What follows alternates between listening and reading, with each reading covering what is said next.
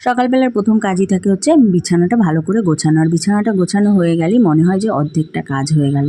তো দেখো প্রথমে আমি ম্যাট্রেসটা ভালো করে ঝাড় দিয়ে নিলাম, বিছানার চাদর-টাদর নামিয়ে নিয়েছি। তারপর দেখো এখানে বিছানার চাদর তারপরে পেতে দিয়েছি। তো এই বিছানার চাদরটা বেশ ২ সপ্তাহ আগেই হচ্ছে কিনেছি।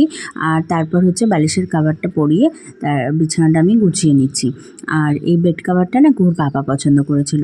তো তোমাদেরকে পুরো বিছানাটা গোছানোর পর তারপর তোমাদেরকে দেখাচ্ছি। তো এদিকে বালিশের কভারটা পরিয়ে আমি বালিশটা ঠিকঠাক জায়গায় রেখে দিলাম। তারপর দেখো বিছানাটা আমার গোছানো হয়ে গেছে। এবার বিছানাটা আমি একটু ঝাড় দিয়ে নেব।